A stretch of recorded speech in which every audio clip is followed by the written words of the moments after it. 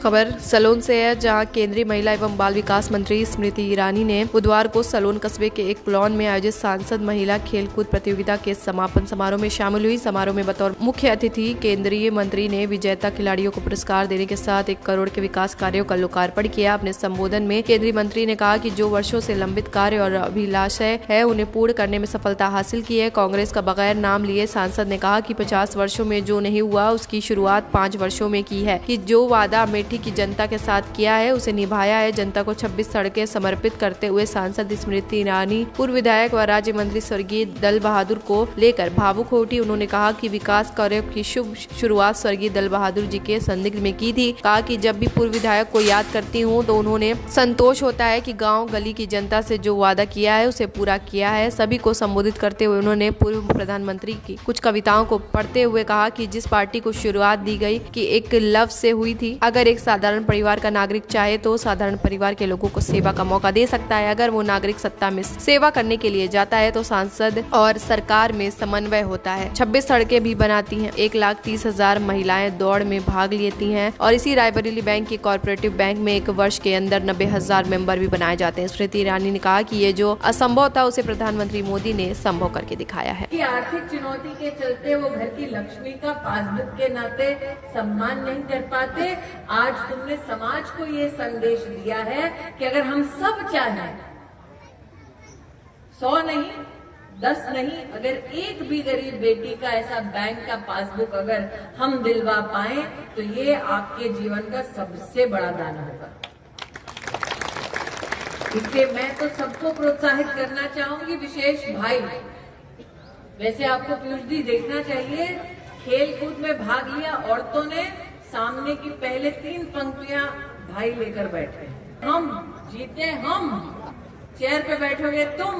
और इसीलिए देश के प्रधानमंत्री ने महिला की इस प्रतिभा को, और प्रतिभा में सफलता पाने के बाद भी अगर उसे सम्मान की मुद्रा ना मिले तो देश की संसद में 33% आरक्षण का बिल पास किया कि अगर तुम चेयर नहीं दोगे तो वो कुर्सी प्रधानमंत्री खाली करा देंगे। इसलिए आज बहनों का विशेष आभार, विशेष अभिनंदन। ये 26 सड़कें आज जो आपको समर्पित की गई है, ये मात्र विकास की उस यात्रा का एक अंश है जिसकी शुभ शुरुआत मैंने दल बहादुर कोरी जी के सानिध्य में इस विधानसभा क्षेत्र में की थी। आज जब मैं दल बहादुर कोरी को याद करती हूँ, 50 साल में ना हो सका, उसकी शुरुआत हमने गत 5 वर्षों में की। जो वादा दिया उस वादे को निभाया। इस वाले राहुल भैया को बता दूं, आपने दिनकर की पंक्तियां अर्पित की। भाई हम तो हैं गृहस्थन, हमको कविता बविता नहीं आती। चाहे तो पूछ ले, वहां पे गजाधर जी बैठे हैं, साथ में मोनू बैठना या विवेक सिंह बैठे, इनको पता है दीदी सरल सभ्य भाषा में बात कर सकती हैं, सरल सभ्य भाषा में बता सकती हैं क्या संभव है क्या नहीं संभव है। और मेरे जीवन में एक ही प्राथमिकता ऐसा है कि मेरा क्या होगा पता नहीं, लेकिन जनता ने जो उम्मीद लगाई है उस उम्मीद पर पूरी मेहनत और निष्ठा के साथ हमें खरा उतरना है, सभी का सम्मान करना है, सभी को संग लेकर चलना।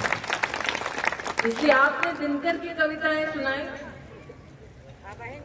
मैं अटल बिहारी वाजपेयी को थोड़ा याद करता हूं। पंडित अटल बिहारी वाजपेयी जी ने कहा था, और शायद ये उस वाले राहुल को समझ ना आए, इस वाले राहुल को तो समझ आ ही जाएगी, कि आहुति बाकी यज्ञ अधूरा, आहुति बाकी यज्ञ अधूरा, अपनों के विघ्नों ने घेरा। अंतिम जय का वज्र बनाने, अंतिम जय का वज्र बनाने, नव दधीची हड्डियां गलाएं, आओ फिर से दिया जलाएं।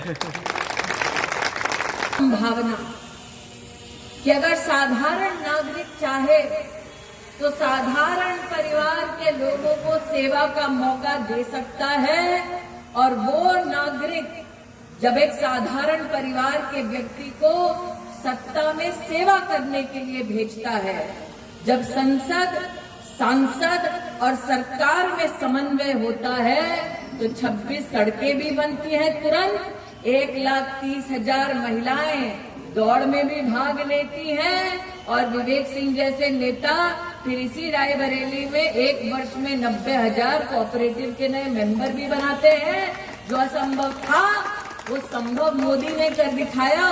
इसलिए आज मैं सभी से कहती हूँ कि नरेंद्र भाई आज पश्चिम बंगाल में हम सबकी आवाज सलोन विधानसभा से विशेषकर महिलाओं को संबोधित करने वाले हैं। हम सबकी आवाज जाए उन तक। हमने साल 2014 और 19 में कहा था अब की बार मोदी सरकार, आज हम कहते हैं फिर एक बार मोदी सरकार। रायबरेली से आशीष कुमार की रिपोर्ट, TV1 इंडिया न्यूज।